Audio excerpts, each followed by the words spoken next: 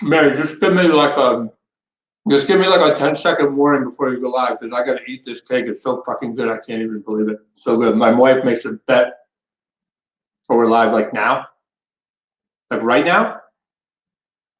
Hi, everybody, and welcome to the Producer's Perspective Live. This is episode number 7, and that was the best funfetti cake you could ever imagine. It was a very special day today. I feel like a DJ. It was my daughter's her second birthday today. A big happy birthday to my daughter McKenna. It was her day. I tried to get her to stay up, but she was like, "No, I'm going to bed. I'm going to bed. I don't have time for you and your live streams, Dad." She's already way too cool for me. It was her birthday though, and it was a very special day. Even though with everything that's going on, my wife went so far out of her way and worked so hard to make this just as special for my daughter and for our whole family. We Zoomed everybody in.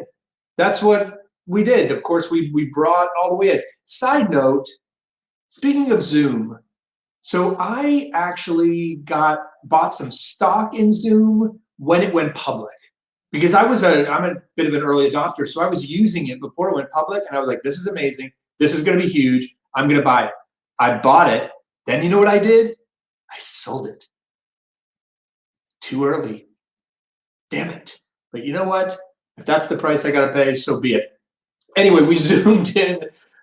We zoomed in everyone from all around the country, friends and family, and my daughter ate this incredible cake. And some stuff on my Instagram. It's at Ken Davenport Bway if you want to check it out. Again, big props to my wife for making it seem as real as we can in this. We were just talking before about how life has to go on, and we have to figure out how we go on in these confines of these new rules that we're living right now. You can't just sit back and not celebrate your daughter's birthday. You have to make the best of the situation. And that's what we did. We just made the best of it. You know what? It was funny and awkward, and I had to give my mother Zoom lessons. She could not. Where is she? Is my mom online? She's been watching this. And she had a little trouble getting the camera to go. It defaults to no screen. But if you're on, I'm sorry, but you're slightly technologically challenged. Anyway, happy birthday to my daughter, McKenna. Thank you so much to all of you being here tonight. We got a very, very special guest, the first director, Pam MacKinnon, who's all the way out on the West Coast right now.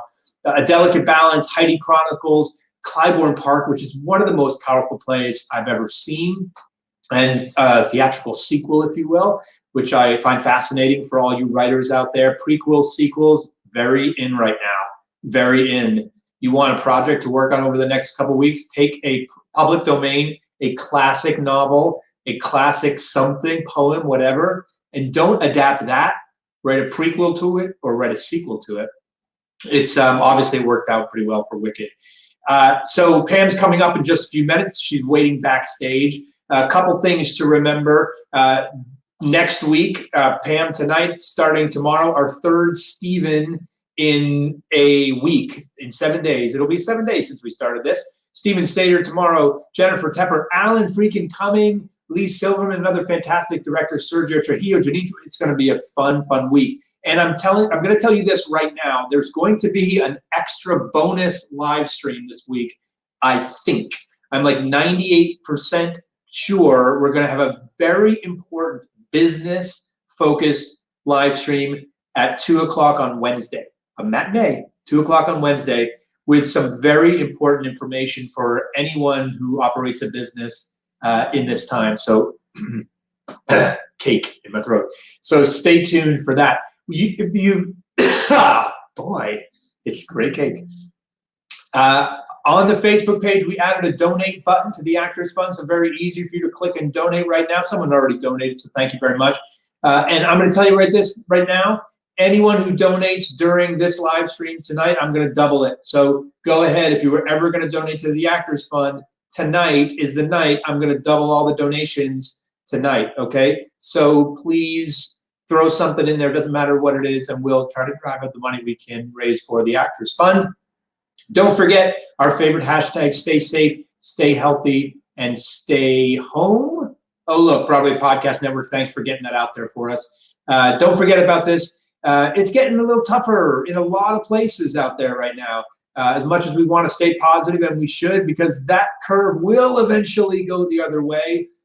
There's some very dark news today out of New York. Cuomo was not in the best moods or spirits today because he had some more dire news to give us. But it will eventually go the other way as long as we stay safe, and stay healthy, and stay home. Please do that.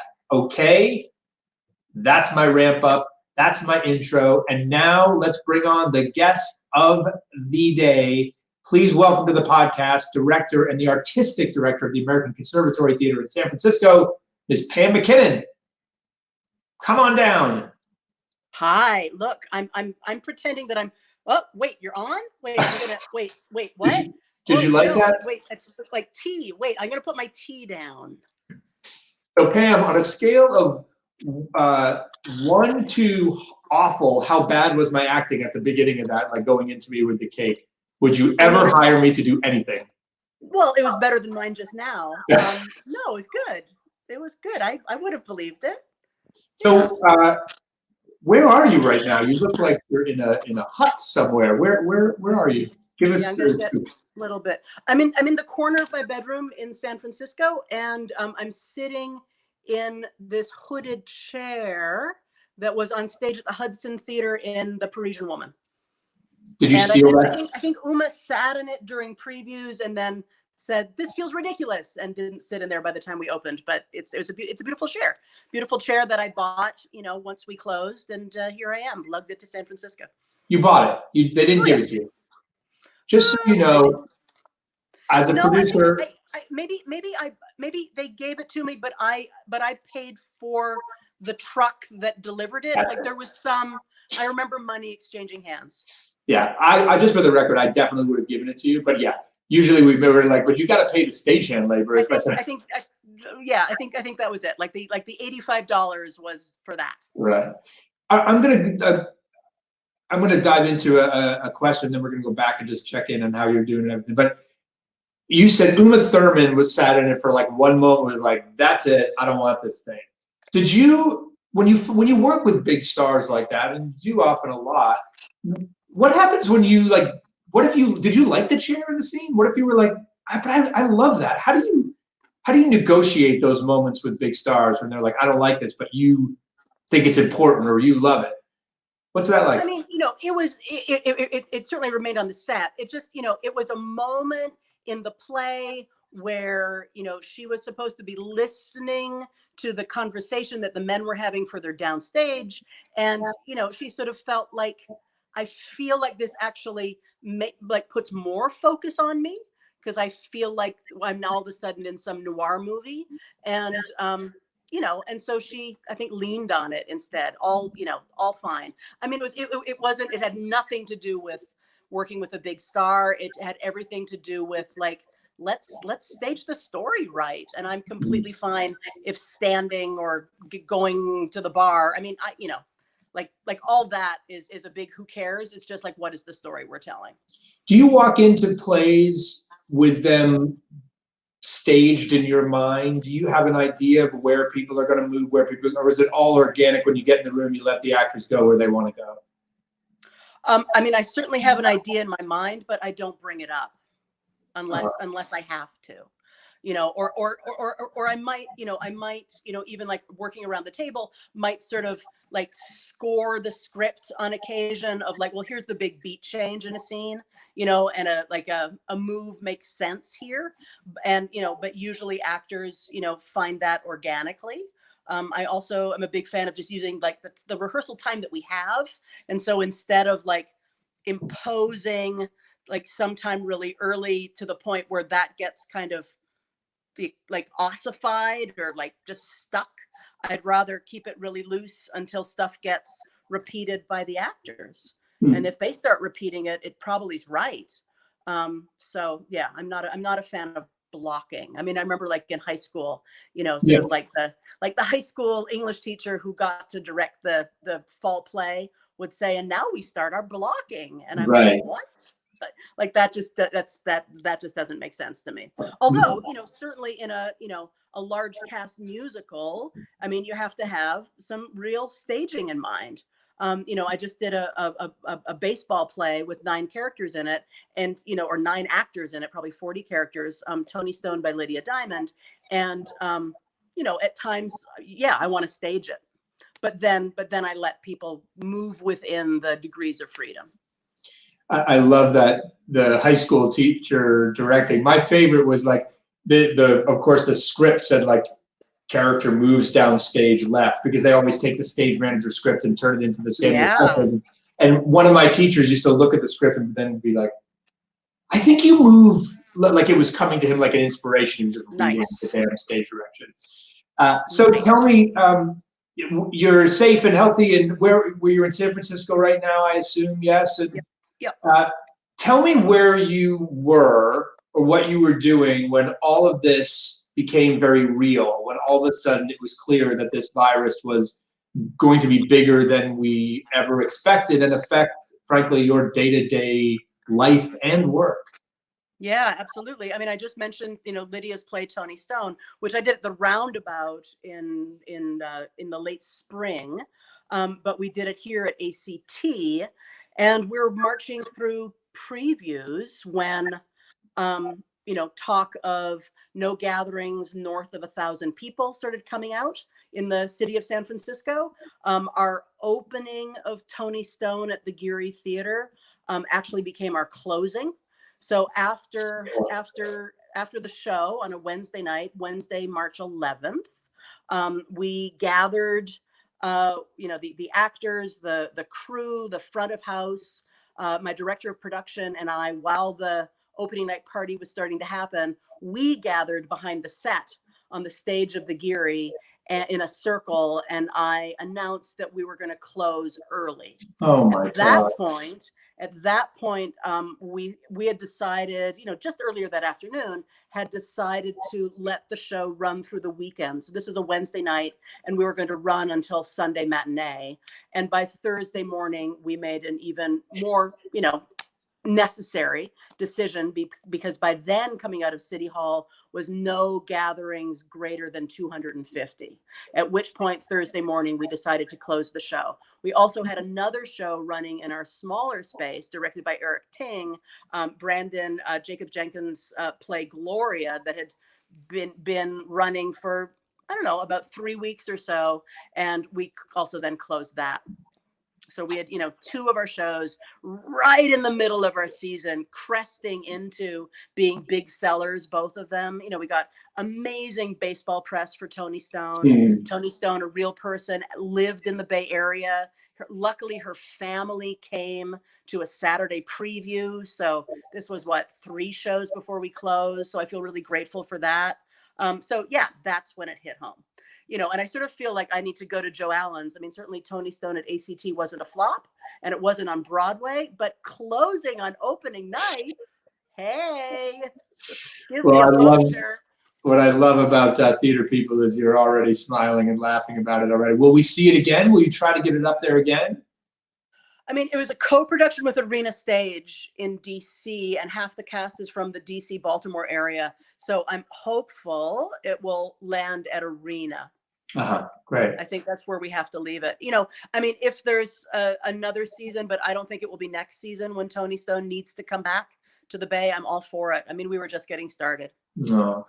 So speaking of just getting started, this is happening very early in your tenure there as the artistic director. You would, first of all, congratulations. I don't know that we've seen each other since you were named the artistic director. It was like 2018. It wasn't that long ago, right? Yeah, absolutely. July 2018. Yeah, I think you and I spoke when I knew, but you didn't. Yeah, and you didn't tell me, like such a good doobie. I'm always trying to dig gossip out of people, but Michael Riedel, I am not. So, yay! So tell me, how was it going before all this? Were you enjoying being an artistic director? Yeah, absolutely. I mean, it's I mean, getting to, program, thinking of like what does the Bay Area want or need to experience, in tandem with, who are some amazing artists that either I've worked with or I've admired, and they should do this. Like, we had to, cancel. It was supposed to be in rehearsal when we canceled, the rest of our season.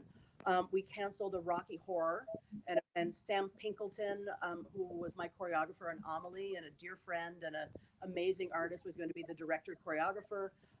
We had an open call audition. We really wanted this to be a San Francisco Bay Area, reach out to the community in a really honest, open the doors way. And we had an open call audition on Halloween, and 220 people signed up. And 9 of the 15 cast members were cast and were first met in that open call situation. Wow. And we had to cancel it. We have to cancel it. It's not going to happen.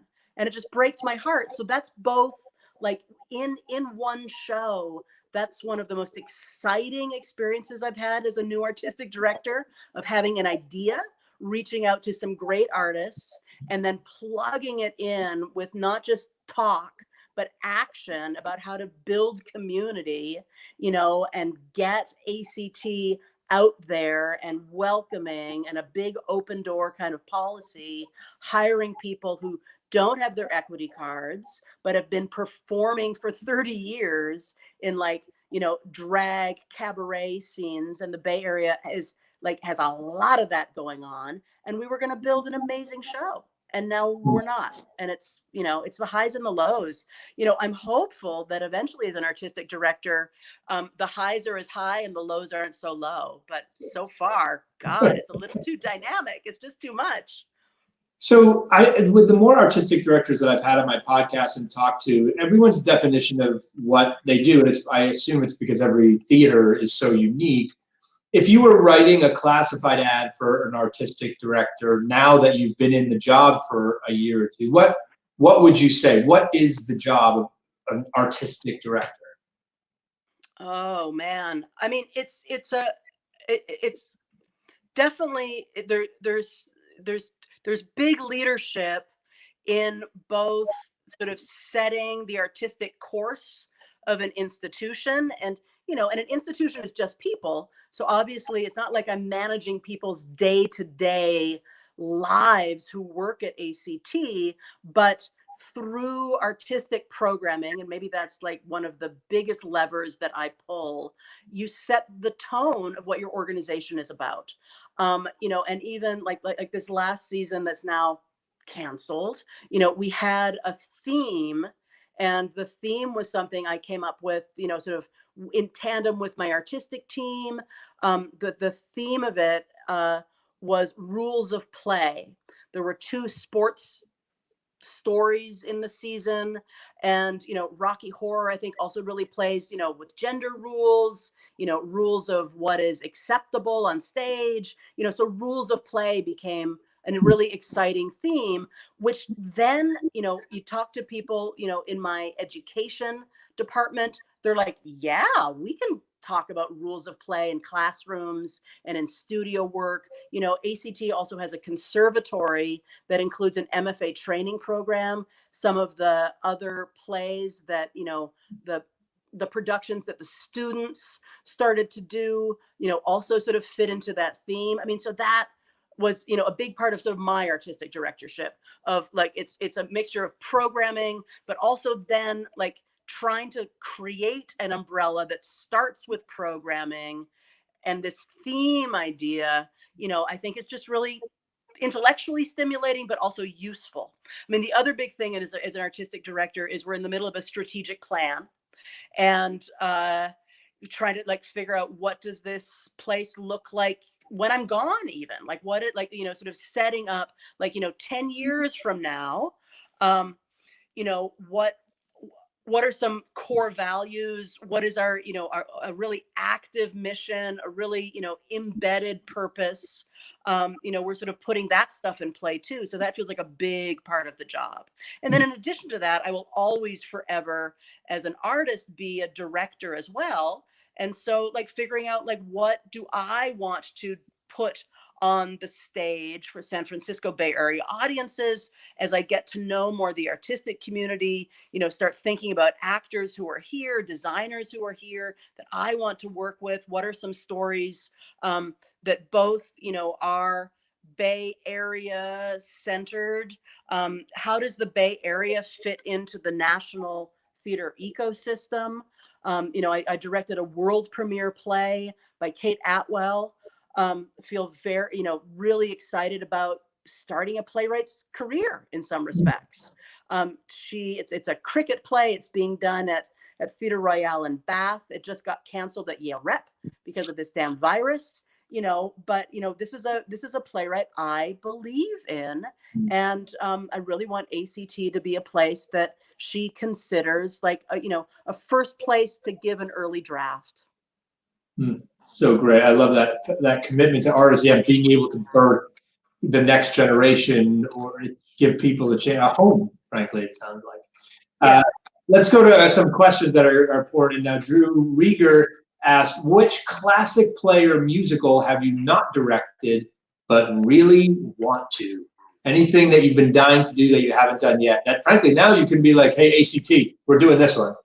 So yeah, absolutely. I mean, I've never directed any Tennessee Williams. I'd really like to direct some Tennessee Williams. I've only ever directed one Shakespeare.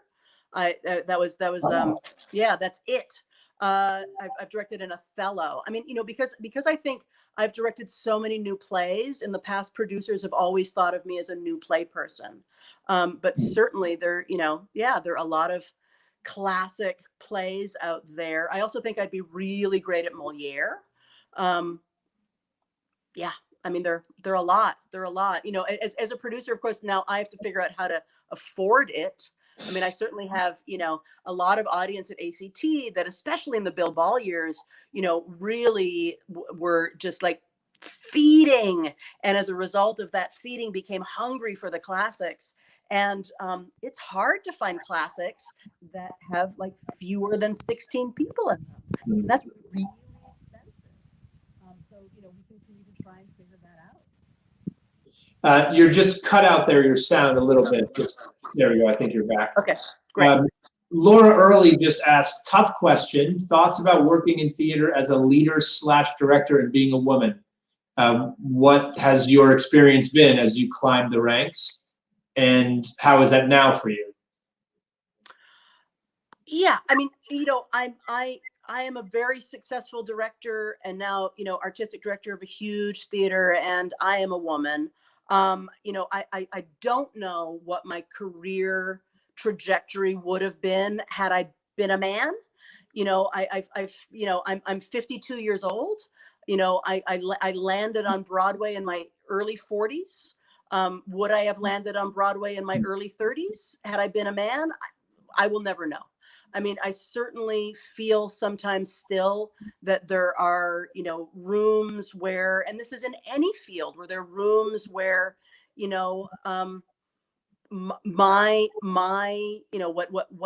what I say, maybe falls on deafer ears and then is repeated in a way by a fella, and it becomes, the theme and the rallying call of the day. Like that happens. It happens. And, used to happen even more.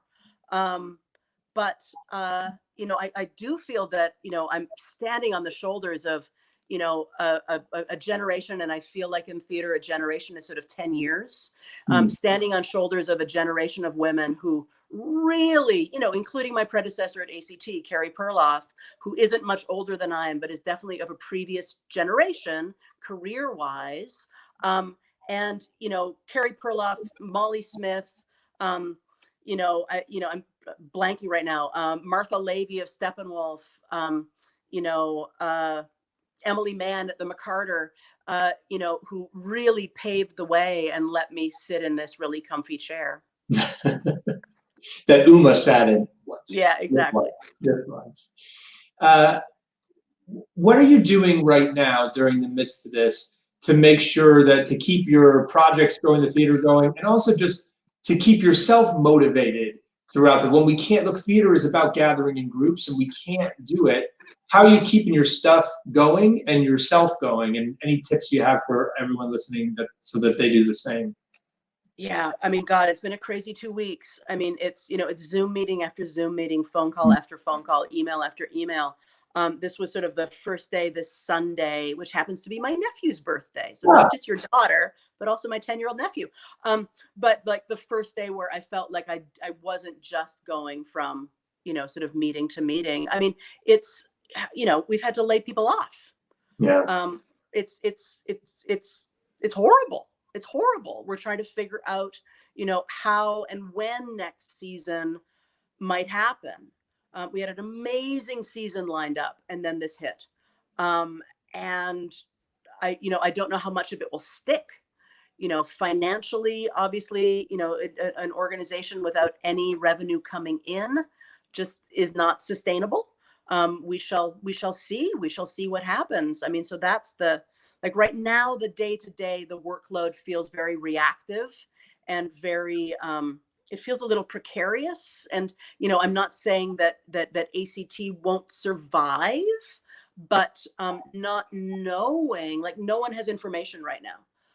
And that is, it's really hard to plan when you don't know, is it July when we can come out of this chair, or is it September, or is it the new year? Like and you're right that theater is inherently makes it very difficult. It's about gathering. It's a gathering space, right? And it's about people coming together. And yes, we can do that virtually. Like it's great that I'm making eye contact with you. I feel like I'm making eye contact with you, but it also feels very flat. And at a certain point, I'm actually hopeful that we're going to be so in need of coming back together that, that the performing arts in particular will be just, a place, because we need this and we've been starved for it. Mm-hmm. So, I feel that there's big hope, but I don't know when that will happen. And so how do you plan for that? That feels very, very hard. And that's what feels precarious right now. Yeah, and the Bay Area, sort of like Seattle was, I think, sort of early with the sort of the call for shelter in place. New York is right now the epicenter of it all. I have so many friends there, so many colleagues. I'm truly still a New Yorker, so that's really hard to be away from that. But I'm grateful that I am away from that. It's just hard right now. I don't, I'm cooking better. I think, there's some of my staff that are just adamant about like, you have to go and get like stuff delivered from restaurants because we have to support restaurants right now, and I've done a little bit of that, but really, it's not just about, eating my groceries, but it's also like cooking is, I like that 35 minutes when I'm preparing something. It takes time. I'm really grateful that my partner, John Procaccino, is here. He was getting some dental work done in much cheaper Cincinnati, his hometown, as opposed to very expensive San Francisco, like right before this stuff hit. And I'm very grateful he made it on a plane and is now back.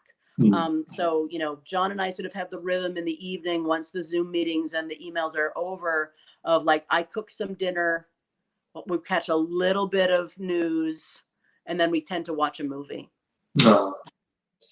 It's those little simple things now. It's everything we can grab onto. And yeah, I understand this frustrating part of it is the more and more people I do this with and just talk to, everyone is frantic throughout the day. And it just is a testament to all of our desire. Like, we got to make it happen. We got to make it happen. And the hardest part and most frustrating part is like, no one will tell us when we can actually make the thing happen yet. Yeah. But we will get there. We will get there. We will. Hopefully sooner than later. And I wish you the best. Thanks so much for doing this. I wish you the best of luck at ACT. It's such an incredible institution. If any of you are in the Bay Area out there, go see a damn show there as soon as we are. Can I say, so we were really, we have 2 shows that are still streaming for 1 more week. Oh, amazing. So we captured Tony Stone, and it looks amazing. It's a 2-camera shoot. It looks fantastic, and the play just soars. And we also captured Gloria. So until April 5, you can go to the ACT website and get information. There it is, and There get it is. information Yeah. about how to stream them. They look amazing, and we've had some like fantastic national coverage on that. Both Terry Teacha, the Wall Street Journal, as well as David Cody gave it the really big thumbs up. Wow. You know, so I mean, yeah, we got great concessions from our unions. You know, it allowed us, we're not making much money on it, but you know, the concessions of our unions meant that actually my Tony Stone actors their contracts were made whole because part of the equity concession was we've got to pay those actors for that additional 2 weeks. So of course we said, of course, let's do it. That's great, and kudos to you as the leader of that institution for one, taking care of your actors like that, and two, figuring out a way that you can keep that production going and more people can see it and get their eyes on it, which without a doubt, you just helped that play and that playwright, their voice be heard for so much longer and by so many. Absolutely. So thanks for your commitment to that. Go see a show at ATC. Go check it out. We'll put the website up and put it in the blog tomorrow. Thanks for being here. Thanks, Ken. We'll Bye. see you very soon. Take care, Pam. Bye-bye. Okay, everybody, that was Pam MacKinnon on tonight's, the Sunday night edition of the Producer's Perspective Live. Hope you enjoyed it. Tomorrow, Stephen Sater, the librettist from Spring Awakening, you know, that Tony Award-winning show. Jen Tepper, Alan Cumming, Lee Silver, and a whole bunch of great folks. Set a reminder, go to my Facebook page, facebook.com/Ken Davenport. You're probably there right now. Just set reminders. It'll ping you. It'll tell you when we're going live, and you can join us. If you miss any, click the videos page. All of the replays are there. It's going to be quite a library when we're done, and I'm so thankful for all the artists that are doing it. How did we do on the old donate, the doubling donate? Mary, how did we do? People were too excited about Pam to donate. $200? That's amazing. That's amazing. I'm gonna double and a half. I'll donate another 300. We'll make it a even 500. Thank you so much for all of you who did that. That's amazing. Big shout out to the Actors Fund. They're doing some really incredible work right now, and they're very, very busy. So we're going to keep it going and try to raise as much money as we can over the next several weeks for them. Thanks so much to those of you who donated tonight. Tomorrow, Stephen Sater, I said that already. Actors Fund, we said that too. Stay safe, stay healthy, and stay home. And now, if it's okay with you, I'm going to eat the rest of this amazing cake. Bye-bye, everybody. It's really good. It's really good.